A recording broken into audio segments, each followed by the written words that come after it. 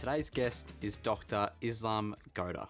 A young professional with a passion for marketing, Dr. Gouda holds an honorary doctorate from the University of California in strategic marketing. He also holds a master's degree from the Florida State University and a bachelor's in marketing and management from the American University of Sharjah.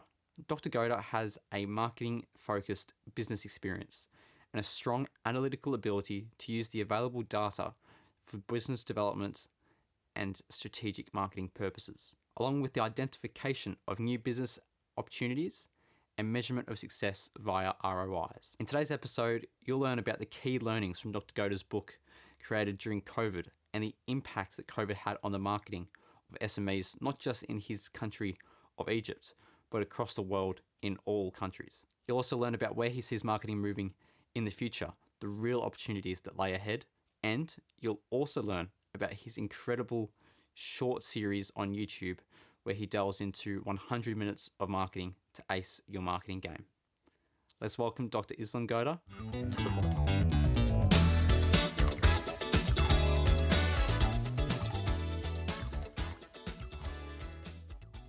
Well, good morning, everybody. Very, very pleased to be joined this morning, or in his evening time over in Cairo in Egypt, Dr. Gouda. How are you going? I'm fine. How are you, Didier? Doing very well, thank you. Thanks for your time and for sticking up in the late hours of the evening. What's it like over there at the moment? It's 11-ish. It's around 11 o'clock, but it's fine. Um, this is usually my working time because I'm synchronized to the US time, and I have customers all over the world. Like I have customers from the UK, from the US, from different parts of the world. So it's basically I'm accustomed to that. So there's no problem in staying up a little bit late. But Fantastic. there's no problem in that. That's amazing. I'm looking forward to our discussion today because you've got a vast history and experience and knowledge in marketing, and we've got some amazing topics to talk about today. First off, I would love to know, what do you think the biggest mistake that a lot of brands are making today? What are you seeing that a lot of brands are doing today that's a pretty big mistake? I'm I'm not sure about what's happening in the marketing world right now, but there seems to be a disconnection between brands and their customers when it comes to feedback. Like brands, they start to embark on campaigns or rebranding or whatever that is taking place, or adding features to a platform that their customers they don't need, or sometimes eliminating features that their customers need.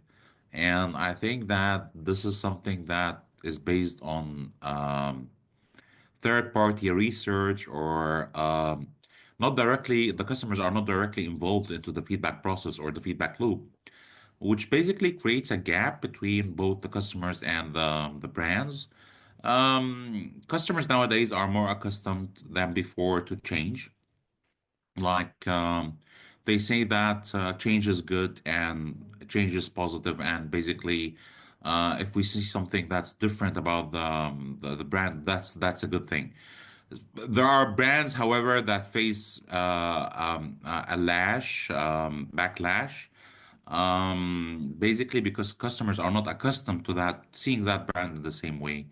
I don't want to mention like specific examples per se, but we have seen campaigns that gone very wrong in the recent days because of backlash, and rebranding is a very tricky process. It's just not something that as easy as it seems, because basically it involves research, it involves customer insight, it involves many aspects of the marketing communication and marketing loop. So if we consider only from our own stakeholders, internal stakeholders, it seems that change is good, but to what extent change is good?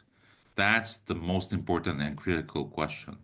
So we can be resilient, we can be fine and dandy with whatever the change is as customers, but some other customers won't accept the brand that changes drastically because it's not congruent anymore with their own perspective about that brand, their own link that connect them with the brand. It's a very strange to them to see that brand change that way and to see that brand um, having that interface and having that different aspect than and ethos even sometimes than what they were providing to them before. So rebranding and market research, these are the two most important, I think, in my opinion, overlooked aspects of marketing that has been a trend nowadays.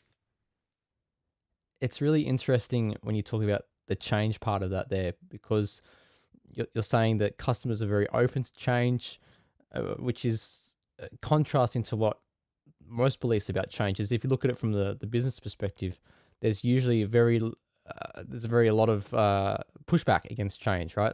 Brands are very reluctant to change. They're reluctant to adapt to new methods of things, and they rather stay based on what they know. And I'm sure if you ask the customers in their own personal lives as well, they'd probably say to you that they're quite reluctant in making changes within their own lives. So it's interesting that they're very much so open to brands making the change, whereas the brands themselves, as we know, they're very reluctant to making change normally. And then in the personal lives of the customers, they're most likely to be reluctant to change as well.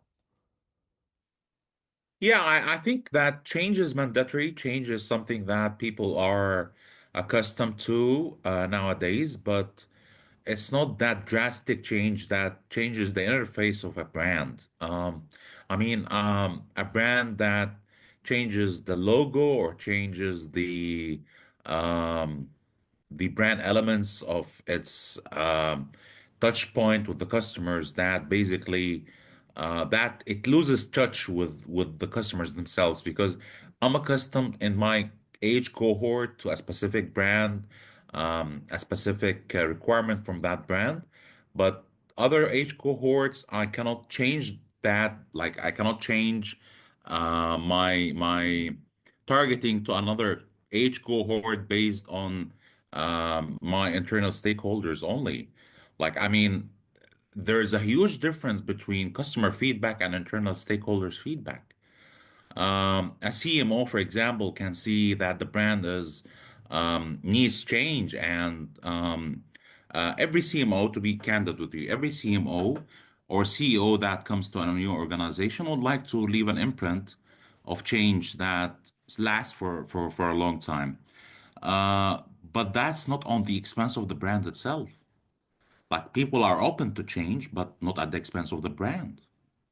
Like I can accept a brand that changes pricing, that changes its um, uh, adds new products, but not to change the logo, not Mm. to change the font, Mm. not to change the demographics of the brands that it's targeting, not to change the brand elements. The brand elements are very crucial. Any brand designer or brand design strategist will tell you that the most important part of the brand is the brand design elements. If I change them, I'll be changing my age cohort, my own demographics, everything about the brand.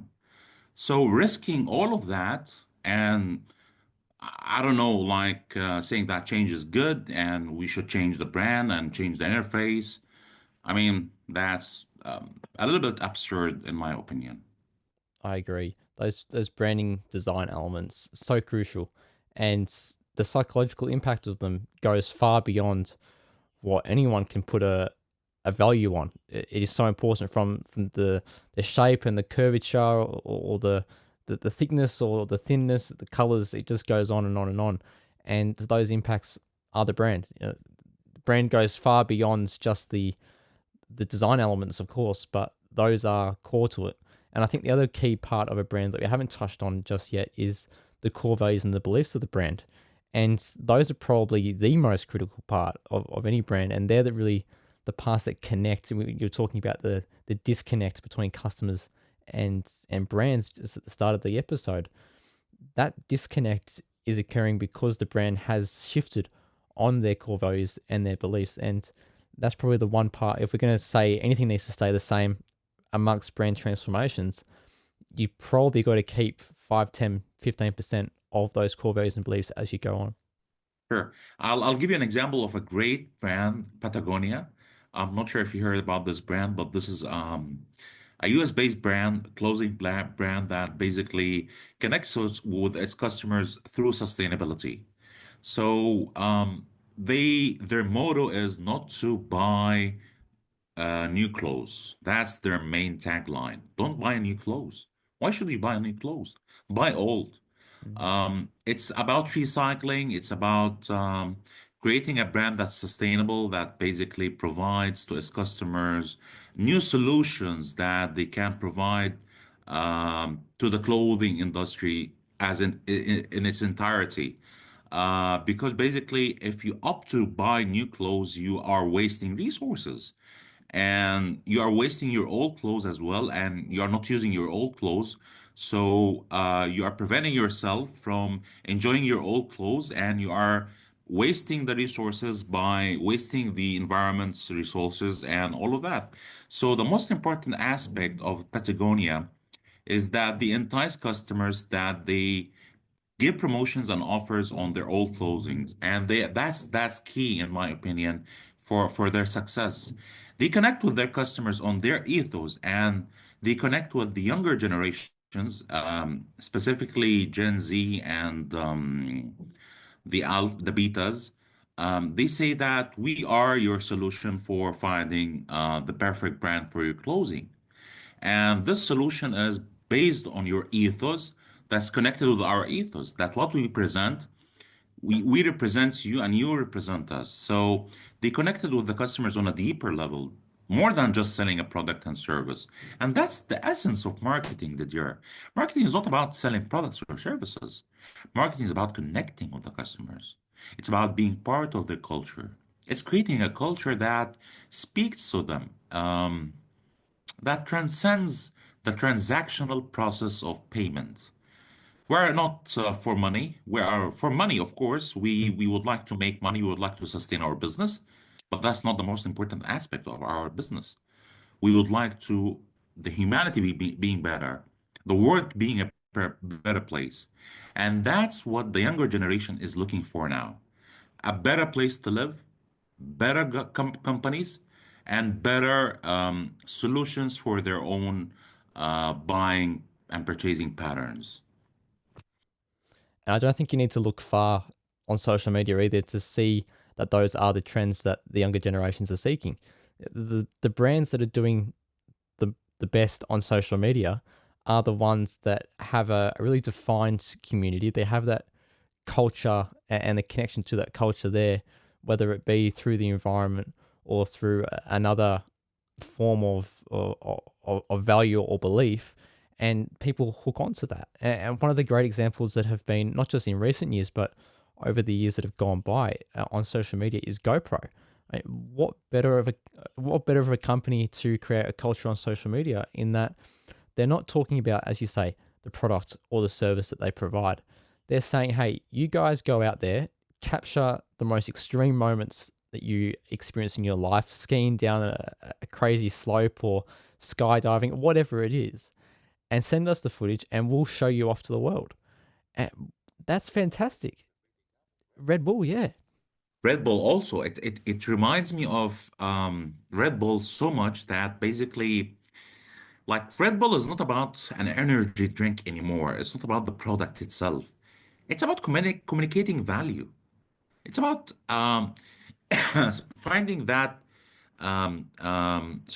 finding that element that connects you with the customers. By, for example, Red Bull, they have these adventures, they have these nice games, they have these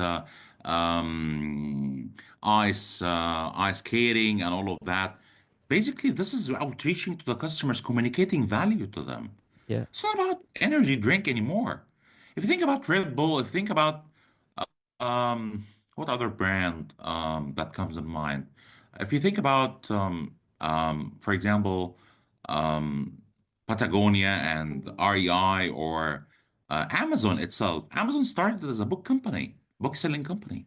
Mm. Now Amazon sells to millions and millions everything that they need. So it's not about how you started. It's all about how you ended up being. It's all about how you are now providing value to your customers. It's all about connecting with the customers on a deeper level, as I said. Marketing is not just brand awareness and return on investment. It's also about the product that subtly being mentioned to the customers while communicating value at the same time, while communicating your ethos, while being in touch with the core values of the company and the customers themselves. That's the main value of marketing, and that's how you communicate value to the customers. So then, how do you see sales and marketing integrate together, and probably to a lesser degree finance? Because there seems to be this trend, especially amongst corporates, where finance doesn't get along with marketing, marketing doesn't get along with sales, sales doesn't get along with finance, and it's this three-way relationship that is always bickering and fighting within. So how do you see all those integrate together as a unified group? Departmental disagreements happen all the time. It's not about the department being in disagreement with another department. If a disagreement happens, it's because of management. It's management problem and it's a people's problem. Because the vision is not aligned with the management. The vision is not aligned with whatever the management is trying to convey and connect with the customer with. So if there is a clash between marketing and sales, it's because management is not focusing. They are delusioned. They would like to have marketing that basically brand awareness and all of that, and at the same time create value through sales and converting leads and providing revenue for the customers from the customers. Um, it's either you are a marketing centric or sales centric. You cannot be both. Mm. Some companies they have overcome this problem by being people centric. And Right. being people centric means that you are connecting with your own internal stakeholders to provide them with value, for them to provide the internal stakeholders with value. Again, so I'm treating my customers, which are internally like internal customers, I'm treating them good. So I have a sales department and I have marketing department. And I'm telling them, guys, let's have fun. We will create brand awareness. We will create a fantastic service to our customers. We will create a fantastic product to our customers. Let's go to the customers and do our best with the KPIs that we have. I'm not saying that we shouldn't have any KPIs. I'm saying should have KPIs, but these KPIs should be realistic. Because sometimes companies, they have very limited resources. And when you think about them, they are startups or they are just venturing into the market newly. If they are actually limited on resources, they are very hard on KPIs. They tell to their internal teams that you need to make targets now.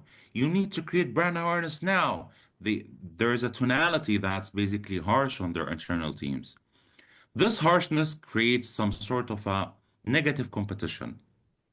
Negative competition leads to departmental clash because everybody has an ego, because everybody wants to be the best. Of course. So departmental clash leads to disengaged company, a company that's functioning on its own without any touch with reality. So they have high targets, millions and billions of dollars. Customers, internal customers are not satisfied. External customers are not satisfied. There's no good product. There's no good service. There's nothing. So the company is failing. So the clash that's happening between departments is basically because there's no vision and mission that's very clear to the internal stakeholders. Um, when I venture into a new organization and I enter a new organization, basically I say to myself, I would like to speak to all departments. I would like to speak to the management. And I say, hey, would you like to have more sales or more marketing? I'll be clear. Would you Yeah. like me to do MQLs, marketing qualified leads, or would you like me to do much more of ATL, BTL, and TTL? If I understand and I know the vision of the company and I'm working based on the vision of the company, all departments will be aligned because marketing, in my opinion, has to have a say in all the departmental decisions, major decisions that's being taken. Mm.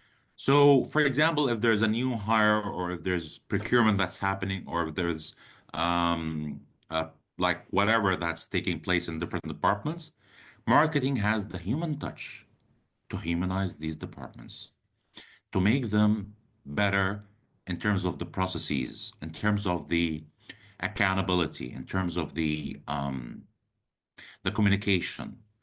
Sometimes companies they have their own communication department, which is different than the marketing department. Sometimes they have something called employee enrichment or employee brand advocacy, which is basically part of the HR department, but it's marketing. So employee brand advocacy, it's promoting the brand through an internal culture that's based on understanding and that's based on a clear vision between the internal stakeholders and the management. So once that happens, sorry, it's cold here. So once that happens, basically, um, um, there's advocacy that takes place. Because what happens if I see a company that I would like to be part of? How brand valuation would that company be? That company would be very, very, very rich in brand valuation because people would like to be part of that culture. So that's how brand advocacy and brand marketing and HR they work together. Marketing is in everything that we do. Marketing is in our clothes, in our hairstyles, in our perfumes. Everything that we do is marketing. How we look and how we behave and how we portray to ourselves as a company and as people, it's marketing. That's why we should portray ourselves in the best way possible because that's how marketing should be done. Marketing is about connecting with others as well. If you are disengaged or if you are as a company from the stakeholders, then you are not making any profit and you'll not be making any profit unless and except if the internal customers are aligned. So is that very similar to an employee value proposition then? It's Is similar. similar? It's similar. It's similar. But an employee value proposition is basically more about the value that the employee is providing to the company as opposed to the value that the company is providing to the employee. Right. Sure. But again, it's all about marketing. Again, it's there's nothing that's disengaged from marketing. Marketing is making the internal customers satisfied and happy, and making the internal customers through the external customers through the internal customers happier. We spoke about ROI earlier on, and with this, sometimes this disconnect between those three departments and the disagreements they may have. This people centric approach that you're suggesting, is that the best approach, do you think, to maximize the ROI that can come out of those three departments? Edge to edge, human to human, that's the new terminology that's being used in marketing nowadays. It's an old terminology that has been way overlooked from the customers or from the internal stakeholder or the management. Being human centric or people centricity is the most important aspect and crucial aspect of any marketing campaign that's being done or any marketing endeavor that's being done. If you are doing campaigns for profits, then your measurement will be money. And money is not alone a success factor. There's churn rate that can we can measure. There is people are not happy with with the customer service, for example, of the company. People are not happy with a certain department. People are not happy with a specific product line. So measuring money, like I could have a big customer, but that customer is paying me for a specific service that he cannot get any other way or any other competitor can provide. So what's the solution for that customer to have a longer LCV, life cycle value? Is to have retention, is to have marketing life cycle, is to have um, relationship management so that the customer provides me with feedback I need for me as a company to thrive, to be better in what I do, to provide him or her with the service that they deserve as opposed to the service that is minimum to their money. Because sometimes companies they calculated it like this. They say that X customer pays me X dollars and I'm giving him X service. Mm. That's not how it should be calculated. Sure. X company is giving me X money and I should him give 2 or 3x of service. Why? Because there are others who can provide that same service or who can provide that same product with the same X of money that the customer is providing me. Yeah, 100% agree. I over deliver every time. I always say that thank your customers for their service because they chose you from the world. Mm. Imagine. Imagine a company nowadays coming to you and telling you basically we would like to do business with you. Imagine the ample service providers that they can do with business with. Imagine how many people who have the same product that you have. I'm talking about the reddish, of course, the reddish type of market, which is the very competitive marketplace that like companies they compete hard and but the blue ocean, I bet you read it, the blue ocean strategy mentioned by Harvard Business Review. It's basically it's very difficult to create similar company like Apple nowadays or similar company like Amazon nowadays. It's very difficult. It's possible, but it's very difficult. The barriers to entry to innovative companies nowadays, not based on the economies of scale, is very, very, very, very rare and very difficult. Most importantly, when you compete with others, you compete with them based on the value, added value that you provide to the customers, not based on how different you are only, because how different you are does not specify you as a best supplier to my service or to my product. It's how valuable you are to me as a service provider. It's how value you are giving me and appreciating my service and providing it to me. Mm. So that's the main equation, in my opinion. You've got an incredible series on your YouTube channel, 100 minutes to ace your marketing game. So you summarize in less than a minute of each episode an insight into different areas of marketing. I'm very curious, what was your inspiration behind creating this series?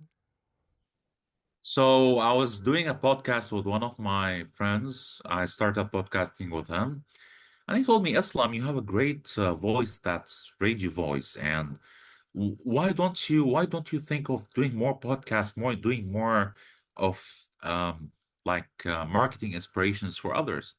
And I was thinking, audio notes are the best way to communicate value to the customers or to the people, the people in the field of marketing. Audio notes, we use audio notes all the time to convey value and to convey information to ourselves first and to others. So I thought I'll try with the first minute. I'll do 1 minute. So the minute became two, the two became 100, sorry, the two became 10, the 10 became 50, and now I'm almost done with the 100 minutes. So this taught me two things actually. The first thing is that basically once you start or you embark on something, it becomes easy to finish. The second important thing is basically value or information that you have or knowledge is something that you should share with others because you have value, you have information, you have something that they don't have. But if you hold it to yourself, if you hold your educational value to yourself, if you hold your educational insights to yourself, you don't share it with others, that's the most awful mistake that you could do. Because basically, we are in a sharing community. We are here for one another. We provide our own value to others based on what we share. And that's the most important factor of being human.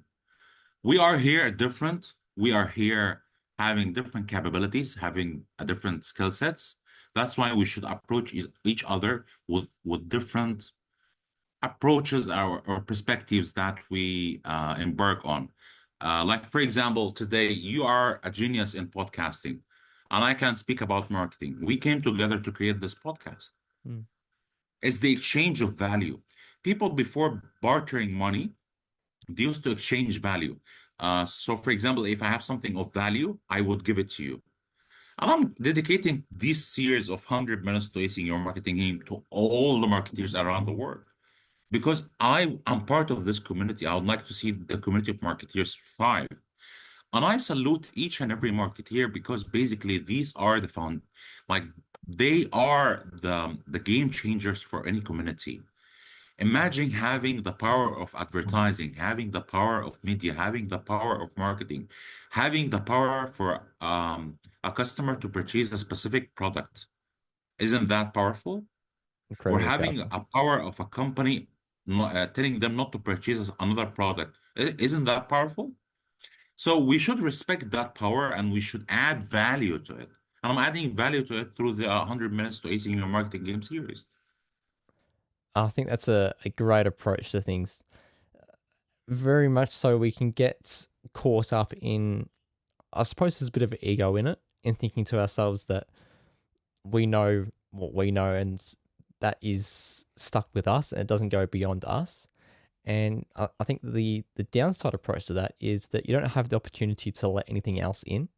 So by pushing your knowledge that you have out there, you're allowing other knowledge to come in and to only increase and enhance your knowledge and your expertise. And this is just in marketing, but this can be spread across, all facets of life and business. It's so And it's being important. dubbed in Spanish, it's being dubbed into Arabic, and it's being dubbed into Italian. So people who are not English speakers, they can get the benefit of these 100 minutes. It's knowledge that's I'm not gonna say it's it's gonna drastically change the way how marketing is being done, but I'm saying that if you venture into marketing, if you're hesitant about marketing, if you are a veteran marketeer and would like to sharpen your skills, these 100 minutes can profoundly impact your way of doing marketing because they have snippets of information about marketing as general marketing, and then a deep dive to marketing as a science. So there's the art part of it, which is the first 50 minutes, and there's the science part of it, which is the second 50 minutes. And what's been your favorite individual episode or topics that you've done so far? Which have been your favorite? These are the fruit of of my loins. So these are my babies. So I think the the most like I think that return on investment and venturing into new companies is the most fascinating minutes because basically I get questions like I'm a marketeer and I'm venturing I'm just finished my courses. I don't know how to being a culture to a specific company's culture. I'm not sure how can I introduce my ideas. I'm not sure how can I speak with my manager. I'm not sure how can I interact with different departments. I'm not sure how can I come up with different ideas. So I'm giving tips and tricks to the marketing realm overall, but people who would like to venture in marketing specifically, uh, and they are just they embarked on their journey in the marketing field. So basically, marketing is something that you can get as a science. But at the end of the day, marketing also does not prepare you, or studying marketing does not prepare you on how to venture into a new company. Mm. You don't know the know-hows. You know how to think creatively, to think outside the box, but you don't know how to express your ideas. So these 100 minutes, they give you the art and the science part of the venturing into the new company.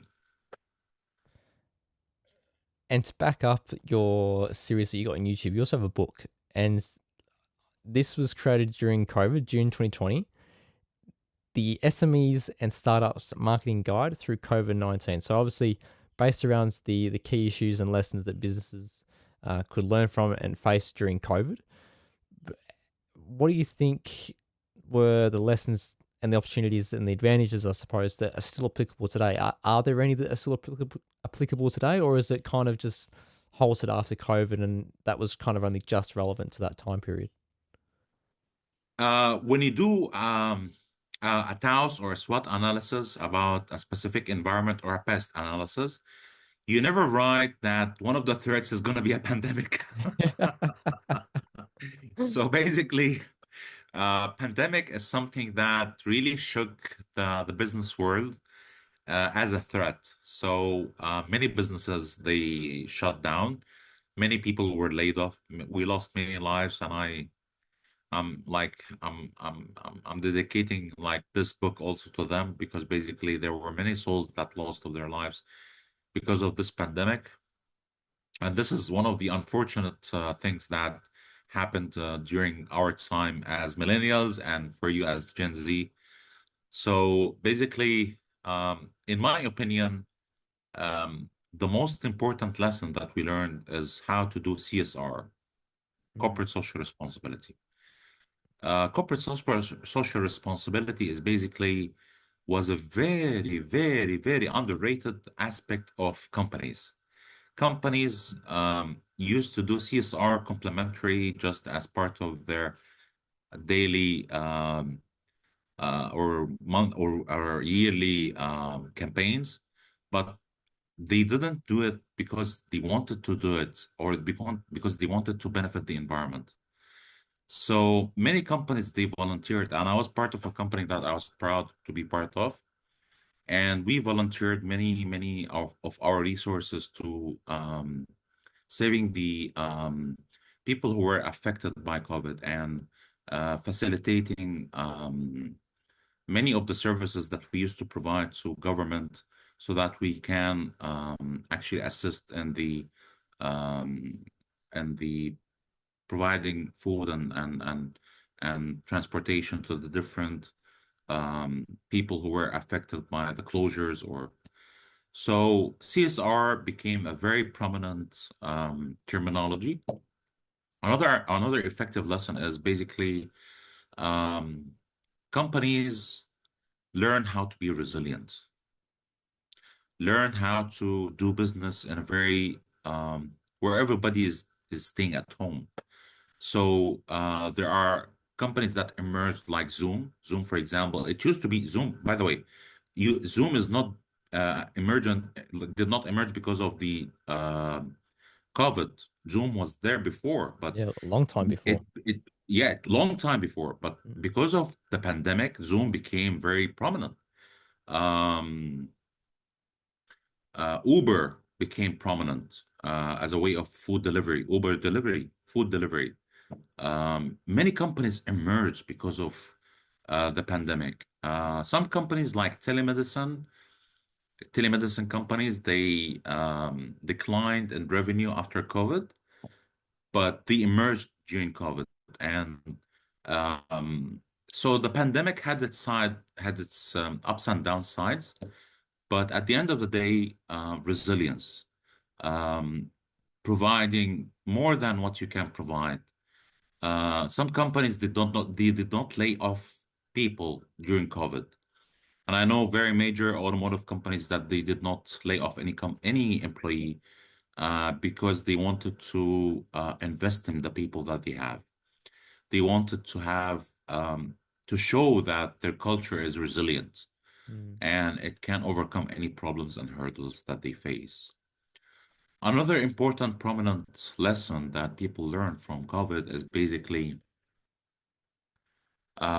people, um, the purchasing pattern of customers can be affected in masses. So people started buying. I remember that I used to buy these masks all the time, face masks, gloves all the time. So my purchasing pattern changed as the environment that I was in changed. Um, this proves to you that people are also resilient in the way that they channel their own purchasing towards necessary stuff when the necessary stuff needs to be done. mm, Uh, Luxury brands declined in purchase. because people were not going out, so they did not need to be glamorous. Um, like it's amazing how COVID has changed the interface of even jobs, like job creation. There are remote jobs nowadays that still nowadays in effect because of COVID. Many office jobs has been eliminated because of COVID. So when COVID hit, the ripple effect of COVID still till today is in effect. So when reading SMEs and SMEs and as a marketing guide to COVID-19, you will learn many of the uh, business strategies that you can implement during COVID and how to be resilient. Because COVID as a pandemic is not just pandemic, it's a lesson to us. It's something that we learned how to be much more powerful than we are. It eliminated the weak, it strengthened the powerful, and it taught the in between how to be powerful, not to be weak.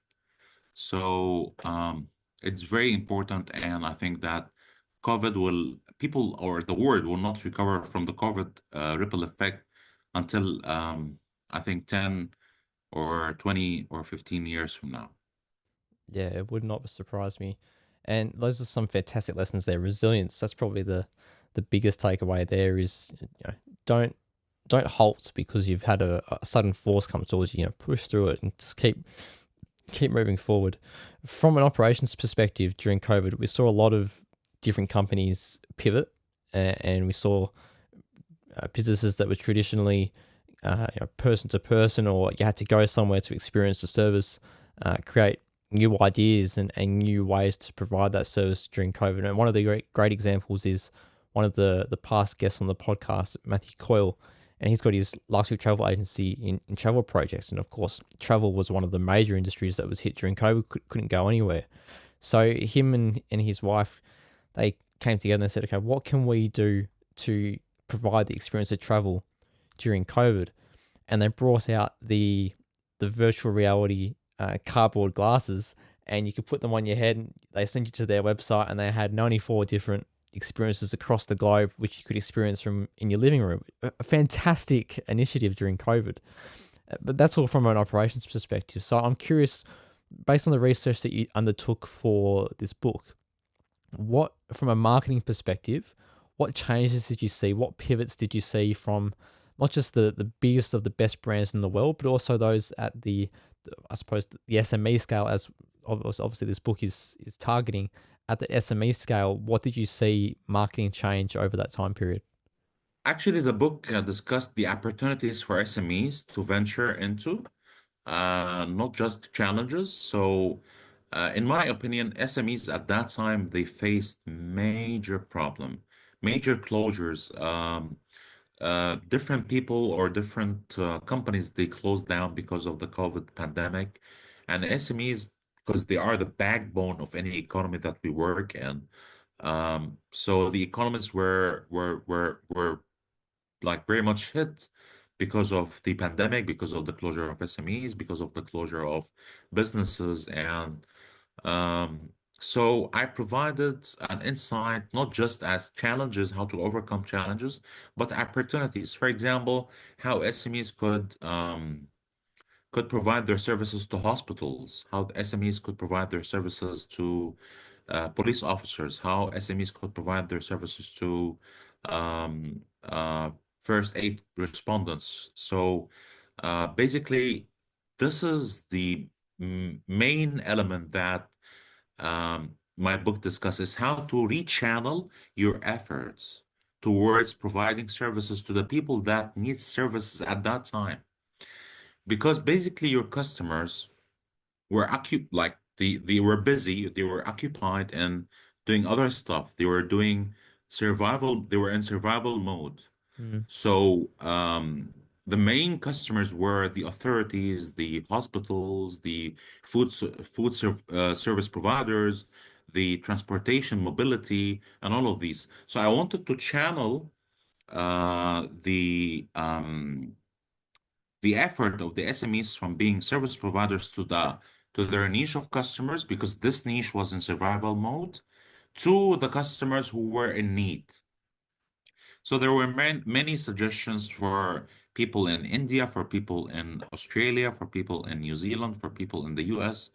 So I give examples of how to thrive in these economies where hardships can arise.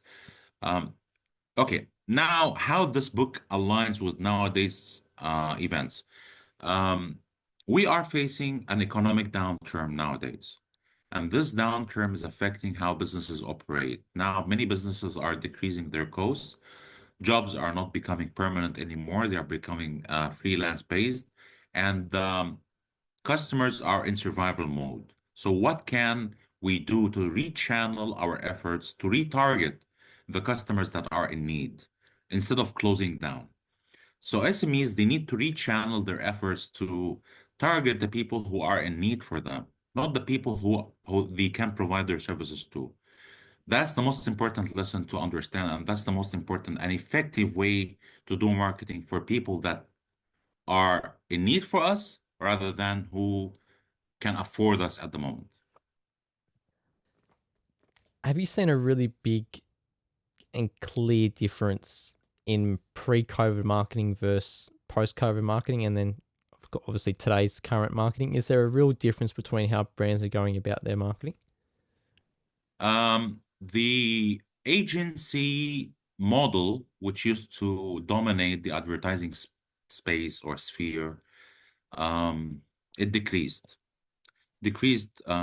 drastically because nowadays we have micro influencers, we have macro influencers who are their own agency. So if I go to an influencer and I tell him or her that I would like to position my brand within your customer base, they can do that for me.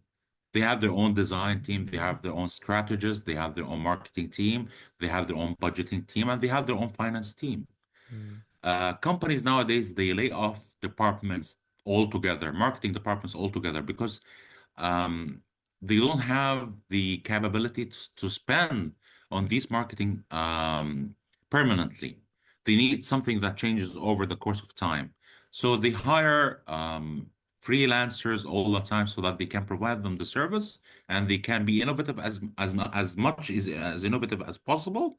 And then they find another freelancer who can provide them as much innovation as possible and so forth. So the agency model has diminished. The permanent jobs and marketing has diminished. Marketing as a core value became paramount because basically marketing is not just nowadays is not just selling to the customers. It's creating it. Marketing starts way before the product even is like created. Marketing starts even before the idea is created. So, for example, I have this mug, and I'm going to produce this mug. I think of how this mug suits the needs of my my customers. So I see my customers, they need a mug. Okay, which situation they need a mug in? I do R&D, research and development. I do product development. I choose the color of the mug. I choose the way the mug is being held. I choose the way the mug is going to be retailed at price. So that's marketing. If you think that these are different departments altogether, then you mistake yourself. Marketing is all of these together, put together into creating a product, into creating a company, into creating an economy.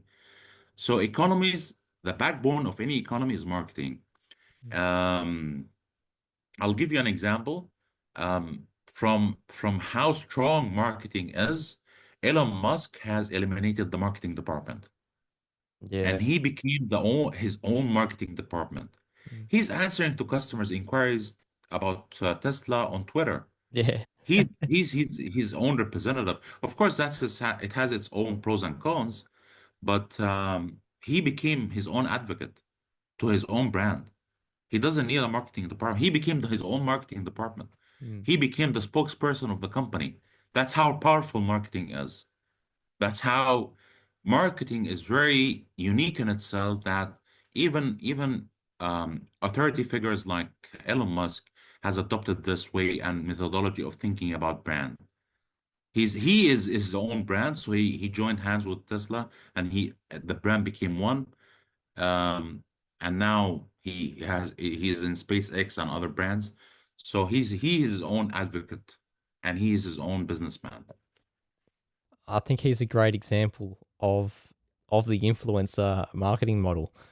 The amount of influence and impact that he had on the recent US election was, it was huge. The magnitude was off the charts, and I think it would have been incredibly tough. We're not going to dive into politics too far here, of course, but I think it would have been incredibly. No, no, no, definitely not. I think it would have been very tough for Donald Trump to win without the support of Elon Musk in the months leading up. But we're not going to go into that too much. But that just shows the power of the influencer model there, and the marketing, definitely. And I love that, the approach that you have there with the sales and the marketing, the finance, all the departments, bring them together, because what we often see with a marketing campaign is the campaign will go out, the campaign will tank, it won't do well, and the immediate reflection within the business is, well, the marketing sucked. And realistically, that may not be the case. It may have been that the campaign was really, really good for brand awareness, but it wasn't a campaign for sales at that time, and you need another campaign to bring the sales in. Or from an alternative perspective, it might have been really, really good for sales, and that the sales are coming in, but the customer was going to the website. Let's say, as an example, they go to the Nike website and they go to purchase, and they can't purchase because there's something wrong with the payment gateway. Well, is that a marketing issue? Or is that a sales issue? Or it's a sales It's issue a customer because, service and customer associated with service. marketing, Exactly with right. marketing. Yeah, yeah. It's all But by the integrated. way, we used to have a call center in the company that I used to be part of. Before I go to the States, we used to have a call center, and I used to provision the services of the call center because I think that's a touch point. It's a touch point that basically affects the way how the company is being perceived Mm. by the customers. So for example, when a customer representative speaks rudely to the customers, that's going to affect how I'm going to handle it from crisis management. That's going to affect me as a marketeer. It's going to Yeah. affect me big time. Mm. So we training needs to be in place. Not only training and development for that department needs to be in place as a touch point.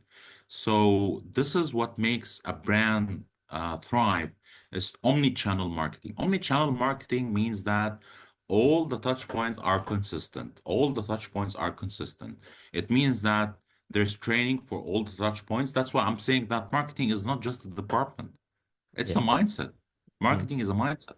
Marketing transcends um, from being only product and service to being a behavior, to being an attitude, to being um, to being better at your craft all the time. What do you think the biggest opportunity is in marketing currently, Dr. Islam? Because there's lots of areas. You just touched on channel marketing there and making sure all your touch points are covered. But what do you think the biggest opportunity right now for all size brands is right now? Now, social and digital media is going to be the most important part of marketing. Do you remember the time that TV channels were selling certain products and services to the customers, and customers used to call all the time? Do you remember that? Yeah, yeah, It will definitely. be Yeah. now there will be social media channels dedicated for that. It's called QVCing the social media channels. Right. So instead of having influencers that speak about different products or brands, there will be different influencers altogether, and they will be not creating content, but they will be selling the products themselves. So that QVCing social media channels, and that's going to be a major trend in 2025. Has that started already, do you think, with Blue different. Sky, they try to, yeah, yeah. Blue Sky, they try to create that model. There are other social media channels that I hear that they will be venturing into this trend, Right. but mostly Instagram and Twitter, they will be the pioneers, in my opinion. TikTok also. Yeah, because Instagram's had their Instagram shopping page for a while, but that was more of a here's the product, go in and you can purchase it through the Instagram site as opposed to going to the website. So are you suggesting what's going to happen now is it's going to be, as you said, like those TV channels back in the day where you're going to have people on their influencers on there saying, hey, this is a product, and then they come to there, and that's the portal of transaction right there. Well, we are hiring people nowadays for that trend, and there are many influencers who are part of this trend as well for future terms. So Sure. I think it's going to be a major trend in 2025. And what about the threats to marketing in 2025? What do you see on the horizon? Tightening budgets, marketing budgets. Marketing budgets are being tightened because basically they think that um, retention is much more important than getting customers' attention. So focus on the current customer base as opposed to bringing in more customers because the current customers are not very costly to acquire. Mm. They provide us with a steady stream of revenue, and that stream of revenue is going to sustain our business for a long time. In my opinion, that's a very, very wrong way to think about doing business because at the end of the day, these customers will churn Yeah. not because of the price, not because of the quality of the service, but because of the change that they see in different companies that be providing their services and products. And in my opinion, as well, life cycle marketing um, has its pros and cons. People think that life cycle marketing is going to make their business a success, Mm. but retention is not much more cost effective than attention. Retaining the customers tightens your budget and makes you think on a smaller scope of um, a very tight scope of thinking.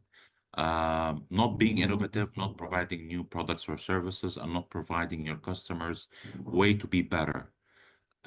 How companies become better this year is by trying to innovate, is trying to create new products and services for new customers, is trying to be agile to attract new customers. Imagine I'm the only customer of yours and we are doing this podcast on a daily basis. Are you going to innovate in the topics? Are you going to innovate in the services that we provide? Or are you going to stick with marketing and speaking about marketing all the time? Now imagine if you have another person that they might consider being on the podcast, wouldn't you be making yourself much more appealing to that person? Oh, I would like to get that person on the show because my customer is already like taking my service. I would like to take another customer on board. Mm. What would I do? And you will start with what would I do? Yeah. And starting by what would I do, that's the innovation part of doing marketing.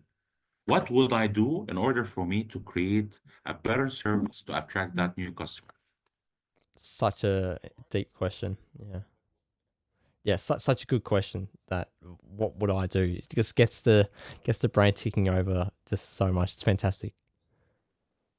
Indeed. So what would I do in order for me to attract that new customer? You invest in research and development, product development, you invest in many other aspects and arrays of doing business. So your business thrives and becomes bigger and it becomes way, way, way effective in terms of cost efficiency and different other factors. Because if you stay stagnant at what you do, if you do whatever you do on a daily basis or yearly basis or monthly basis, whatever the basis is, you will be staying at your place for a long, long Mm. time. And this economy, you need to be agile and you need to be fast and quick. Oh, incredibly quick. Everything is moving so fast, and yeah, the businesses that are going to fall off are the ones that are going to be moving forward incredibly slowly, if not moving forward at all. So yeah, definitely coming 2025, got to be quick. And marketing, as we know, out of all the departments and industries, etc., marketing is one that moves so fluid compared to others. So good to keep on top of your game, definitely. True, true, true. I agree. What do you see the impact of AI being in 2025 for marketing side of things? I think there's a real positive. There's also a few negatives, and the negative side of things that I see coming is there's a really big desire for customers as you touched on at the start of the show, is connection and authenticity. And those two words, connection and authenticity, are the buzzwords at the moment. If you look anywhere, LinkedIn especially, it's every second post. So where do you see AI coming in, positive, negative, for businesses 2025? When AI started, I used to say that it's gonna be like Excel with accountants. Like accountants used to say that Excel is going to take our work, it's going to make us redundant, it's not going to help us at all. But I see marketeers nowadays using AI all the time because marketing and AI, they get hand in hand. AI makes marketing much more seamless, makes it much more continuous, makes it much more effortless, make it much more creative. Not creative in the sense of the AI is creative, but the thing is that AI is not creative at all. It's how the person is being creative with AI. Because if you write a prompt, for example, in AI, I would like to drink a bottle of water. AI will tell you drink 8 cups of water, etc., etc. But how to be creative with AI, that's the most important aspect of a Mm, marketeer. A marketeer who knows how to use AI is going to thrive in 2025. Now, there are many, many backlashes about authenticity and all of that. But what happened when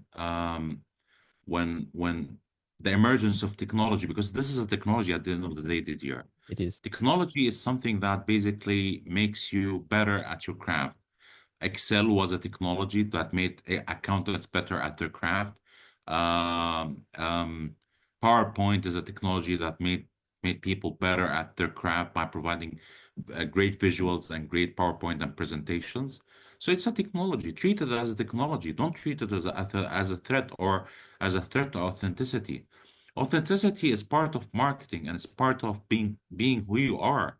It's how you convey value through what you do with AI. That's it.